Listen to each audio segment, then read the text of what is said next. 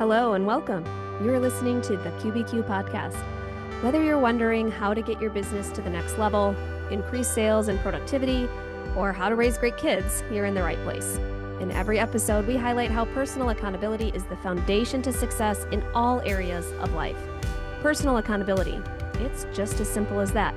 Let's dive in now. Welcome back to the QBQ podcast. I'm Kristen Lindeen, and this week I have with me Cindy Darnell. Welcome, Cindy.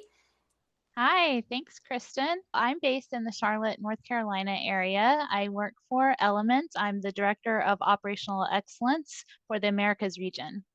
So Element, if you weren't a client of mine, I would have no idea what Element is. So can you tell our listeners what Element does? Element is a leader in the TIC industry, and TIC is testing, inspection, and certification. Our purpose probably says it all, making tomorrow safer than today. Really, we support critical industries like aerospace and defense, medical devices, mobile technology, all kinds of very critical industries where failure is not an option. Our job is to make sure those products get to market safe, fit for purpose, and compliant to what the customer needs. And I'm very passionate about it, and I think a lot of our colleagues are. It's one of those things, how when you're a kid and people say, what do you want to do when you grow up? What do you want to be?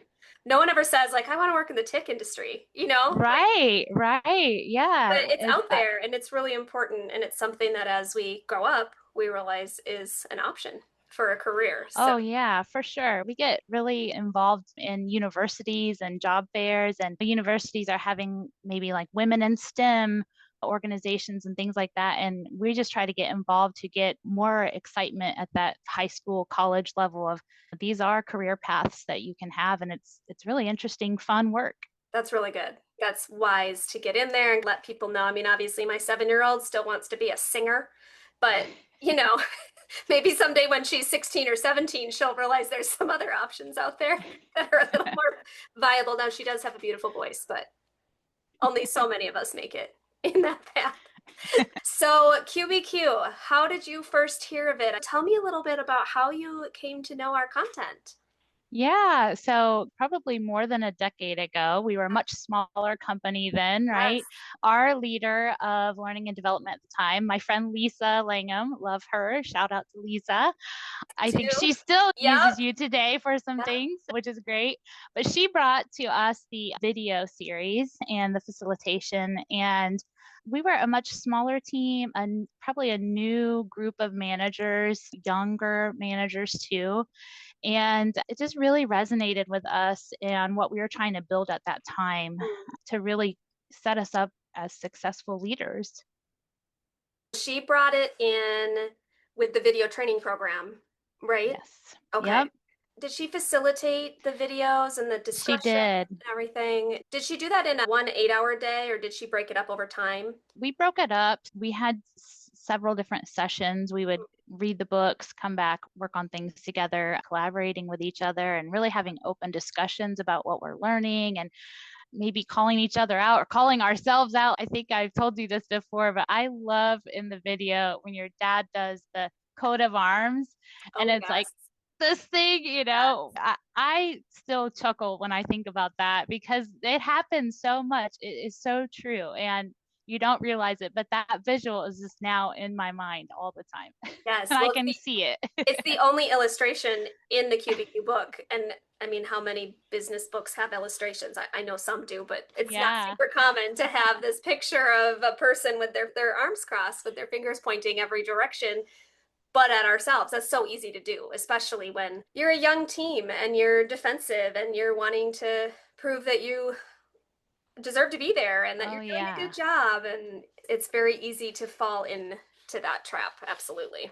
You had told me once that as managers you were young, which you already said, and you were siloed and Oh, yeah. figuring out how to work together. How did QBQ help the team come together in that time? At that time, it was easy for us to blame each other. Oh, well, the receiving department didn't do this, or customer service didn't do that. And so it really helped us start taking ownership of what can I do to fix this instead of, well, they didn't. Yeah. XYZ, and just breaking down those barriers and helping the communication. It wasn't so combative anymore. It was a lot more, we can solve this. I have to tell you this. I have never been a cheerleader in my life, but I have been called a cheerleader so Oh, many times. And I think that's because of QBQ, because I just have that mindset of we can fix this, we can do it, what, we can solve it together. And yeah. I just think that that's mindset has been a big shift in me from reading QBQ all those years ago and still referring to it today. What would you say, what would your response have been before QBQ? So if there was a problem before you knew of QBQ, how would you have responded? I think it would have just been like, oh, that's someone else's problem, right? Like Ah, they'll okay. deal with it. They'll deal with Okay. I Not I'm my not dealing with job, it. not I'm my not gonna problem. yes, I'm Yeah. not gonna raise my hand and take care of that. Nope, that's not my job. It's Q, so much easier to blame. yeah. Yeah. So what I hear you saying is QBQ helped you even be more of a team player instead of that siloed thinking. It's, well, hey, we Yes. we have a job to get done here. How can I jump Mhm. in and help? Yeah, and we're all on the same mission. At the end of the day, Right. we all want to achieve the same things. And if we're a success, then we're all a success. And if we Yeah. fail, then we all fail. So it's much better to just work together on these things. When you first heard of QBQ, when it was first brought in by Lisa, what was your title? What were you doing? What was your role on the team? I was managing Element's customer service department. I had 8 to 10 individuals working for me. My favorite story that stuck with me is the Bonita story, the flight attendant who turned the experience around for all of the passengers. That really stuck with me. We all have that opportunity to better serve the customer. If something's going sideways, we can turn it around. Yeah. And I actually am thinking about this now as an adult in my life. Even as a customer, we can turn the experience around for someone that's serving us because you can tell, if you're at the grocery store or the barista at the coffee shop, if they're not having a good day, you can tell and you can help turn their day around just by being a pleasant customer because maybe they haven't had one of those all day today. Be So like that me. story really sticks with me is the Bonita story. I love it. I like how you turn that on its head to because we're all customers. No matter what our role is for our careers, our jobs, however we earn money, we're all customers of somebody. And it is so true that we can spread joy, we can spread happiness, we can spread gratitude through our mindset and our interactions with people. I can so easy feel myself getting so irritated if I'm not getting outstanding customer service because I watch for it. But I know that simply flipping on a smile or saying thank you or changing my tone, even if I'm having to address something that's not being done well, can make such a Yes. difference in that interaction. So I think that's another Yeah. thing for you to point out here today is that it's important for us to be accountable customers as well. Yeah, we can turn that temperature down a little bit, You can sense it sometimes maybe when you're having an experience that isn't going well and nothing good is going to come from being combative about it. So trying to turn it around as a customer even is a good thing, right? It reminds me, I was flying with my kids to Colorado. I was flying on Southwest Airlines, and they've recently changed a bunch of their policies. I thought I had free luggage, and I did not. And I had bags that I was going to check, and I'm used to free luggage, and I had the credit card, and I'd read the fine print, and I had prepped. I knew they'd change things, and I wanted to make sure I was an informed customer and was trying so hard to make sure that I knew what was up as I went to travel alone with my 4 children.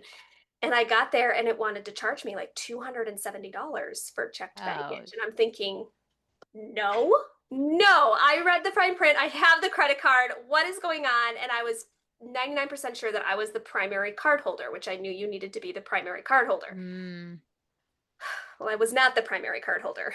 ah, Apparently my husband is, and he wasn't there. He was actually in the British Isles on a trip with his dad. So that was rough, but I went up and interacted with the employees, and I really tried to keep, as you just said, the temperature down. I really tried. I explained, but I was also firm, and everything they said, well, you have to do this. I said, I did. You have to be this. I am. You have to check this. I did. Like I had done everything that they knew to check for. except they didn't know about the primary cardholder thing. So they ended up calling customer support and we found that out. They checked my account. They're like, she's not the primary cardholder. They explained it to me. I'm like, oh my gosh, okay, Uh, fine. And so anyway, they ended up comping my baggage that day because they knew it was just so confusing. But I said, thank you so much for working with me. And I'd said a couple times throughout the interaction, I know none of this is your fault. You right. didn't change these policies. I know everything has changed. I'm sure I'm not the first frustrated customer. And at the end of the whole interaction, the guy said, you handled yourself so well. Thank you so much. Oh, And I was I like, love thank that. you so much. And my children, of course, are watching me. So I'm very aware. Yes. Like, oh my gosh. It was one of those moments where I was working so hard to diffuse the temperature. They were working so hard to figure out, like, how do you handle this, all these new policy changes and whatnot. And I just think it would have been so easy. The word combative is what you just said that made me think of that. It would have been so easy to get combative and angry and just fly off the handle, but that doesn't solve the problem. And these poor frontline people, it's not their fault. It's not, no. And so many times I think their hands are tied sometimes. Like they have a policy that they are told to follow, and they're not empowered to truly serve the customer. Sometimes they'll just throw their hands up and say, well, I can't do anything about it, or this is our policy. This is the only thing I can offer you. It's sometimes rare when we see that empowered person that escalates it to the next level or finds an alternative solution to serve the customer. When I see those, I really try to do those surveys or fill out a compliment card because they do Yes. go above and beyond, and they need that feedback that that's such a positive thing that they did to keep it up, right? That's my way of trying to make sure their bosses or their corporate offices, whomever gets the survey results, learns that that's the way you take care of the customers, by empowering those frontline people to be able to come up with out of the box solutions when they need to, or find a way to solve the problems. Yes, I think that is so important that those people are affirmed in those moments for doing the right thing or trying their best to do the right thing. Mhm. That's really important. As someone who has managed customer success or customer service teams, how do you stand by policies and rules while also empowering those frontline people? Do you have any thoughts on that? Yeah, I think some of it is being flexible. You can have a policy or maybe some tolerances that you can work in, or there's an escalation path. Like I said a minute ago, is that maybe if the person can sense things are going south or not getting resolved, there's ways that you can have some guardrails for them to work in, or an escalation path to get to a manager that can maybe make more higher level decisions. Mhm. That was kind of my thing, is there's always a path, right, to success. And a lot of it is just really understanding what the customer wants and what they're Mm. looking for. Maybe there's some negotiation there, right? Maybe we can't get exactly what they want, but sometimes they're willing to, settle isn't maybe the right word, but maybe they're willing Compromise a to little bit. take a little less. Yeah. If as long as they know that you're trying, I Mhm. think that's the key. In my instance, the frontline employee truly was clueless. He had no idea what was going on. So he had escalated to one other one and then they brought in another one. And that third one was the one who was like, just comp her baggage. And then he told Hmm. me, you're going to want to call the card company and see if you can resolve this before your flight home. So I appreciated that he was like, okay, for right now, because this was very confusing and we didn't even know the answer and we had to dig deep and call the car, like they had to call people to even figure out the problem. But then he wasn't saying, and then we'll comp you on the way home. He was saying, okay, customer, and then you need to take some ownership because this is the rule and you're not the primary card holder. And so you're going to have to figure out your way home. And I was okay with that. I'm like, okay, I get it. That is the rule. I had Hmm. read that fine print. I just didn't remember that I wasn't the primary card holder and I'm here not wanting to spend $300 on baggage. So I think Right. you're right that the employees need to know the guardrails, the path, like you said, and then each of those levels needs to know what they're empowered to do to help serve the customers. If you're truly in the business of customer service, you have to be able to do something. Yeah, and not just saying no. It's easy Right. to just say no and Rule. brush you off, but digging further into why or what can be done, how can we solve it for Hmm. sure. Yeah. So you love Bonita. That's one of your go-tos in training. Do you talk about that story much with people when you share QBQ? I do. I refer to that story. I'll show you my book. You know, Look some at some that. folks some folks highlight their books. I mark my pages with post-it notes with notes on them so I I can love go it. back and refer to them. So I have lots of little stories I refer to That's so throughout.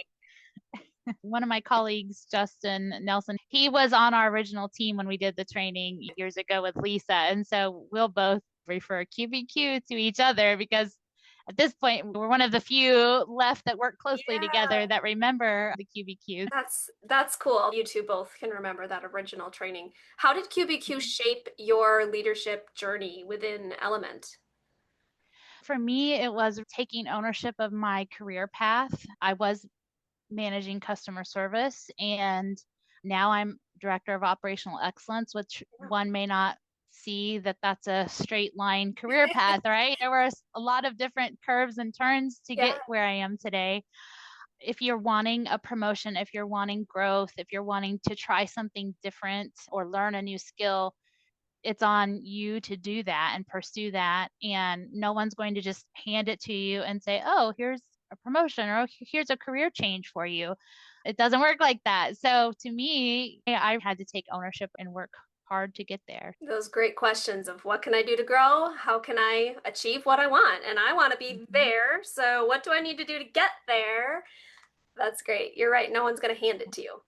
And maybe you'll see peers that are getting promotions and things and not letting that Mm, get to you. Everyone's path is unique and different, and things happen at different times for different people, right? You can't let what others are doing bring you down or distract you either. You have to own it. And I would say maybe one step further is to celebrate your peers that are doing that, yeah, right?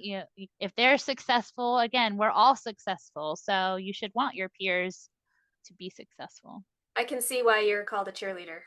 Yeah, Oh, that's great. for sure. Many people tell me that QBQ leads into their personal lives. Has QBQ followed you home? Probably the biggest way that I see it lining up at home would be around bullying. I have two kids. My daughter started college. She's in her second year this year, and my son's in middle school. And middle school is a tough time for That kids. He'll tell me things from school sometimes or things that kids have said or done. And my thing is always, I can only change me, right? You can't change how those kids are going to act towards you. You can't change what they're going to say. You can only change how you're going to respond to them and how you're going to act around them. That's been my recurring message to my son. You should respond in kindness. And that's hard to do when you're a middle schooler or high schooler. Yeah, that impulse control is not totally there yet. So No.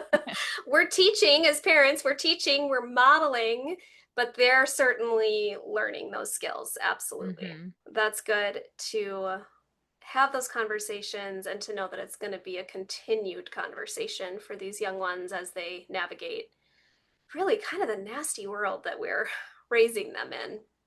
I'm Yeah. grateful that there are other parents out there raising their kids with accountability in mind and ownership and looking at ourselves and saying, okay, I can't fix the world. I can't fix all the people around me, but what can I do to be the best me I can be in this situation and Hmm. hopefully impact people around me too, to be that positive peer pressure. That's what Yeah. I'm always telling my kids is not only do I want you to not bully or be mean, but I would hope that you're willing to step in and try to redirect when people are doing that to other kids too, because that's really Hmm. important that we have those kids willing to stand up and say, "Hey, cut it out." Well, Yeah. I'm just joking. Nope, just stop. Yes. It's not a Exactly. joke. It's not fun for the person being the butt of the joke. So let's be Right. yeah, Right. it's so easy. How does QBQ impact you in your role now in operational excellence?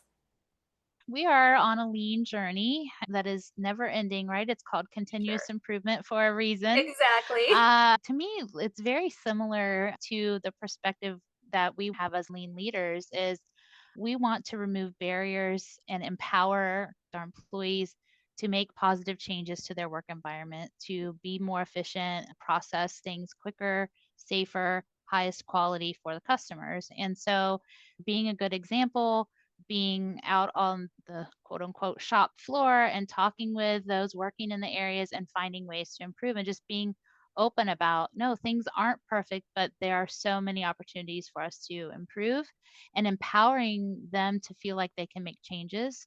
And so it really, to me, goes along with those same thoughts in QBQ, challenging them to think, how can I improve my workspace? How can I improve what I'm doing every day to better serve the customers? And I can find no better reference than QBQ when I think about that. QBQ goes hand in hand with the lean model because it is all about what can I do to Mhm.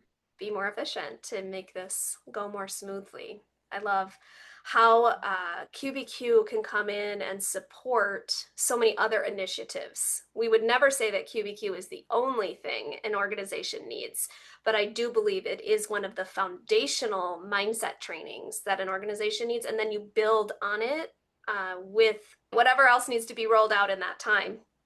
QBQ can support that. And I love when I see companies use QBQ as that foundational training to start with. Everyone needs to have this mindset. Everyone needs to understand this language so that we're speaking the same language, so that we have the same mindset.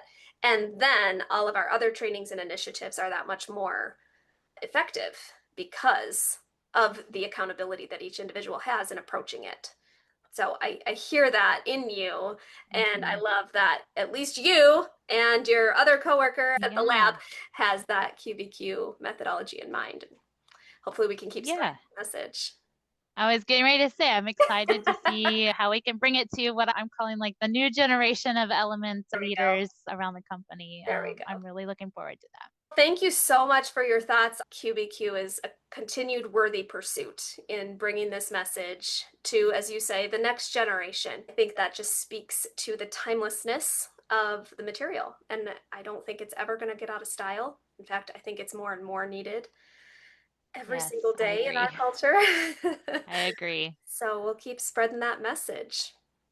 What is your biggest takeaway from QBQ? Even if you've already kind of stated it today, just restate it for me. It's the classic, right? I can only change me, whether that's my career, my kids, customer interactions, all of those center around that, right? I can only change me and how I react, how I respond, how I interact with colleagues, customers, you name it. So that's the classic foundational Yep, principle that I say holds true. It did when we went through the book. It still does today. All these years later, it will in the future. So I think that's the takeaway for everyone. absolutely. That is the basis of it all. Cindy, it's been a pleasure Yes. and I love connecting with you. You too. Thanks so much for having me. Absolutely.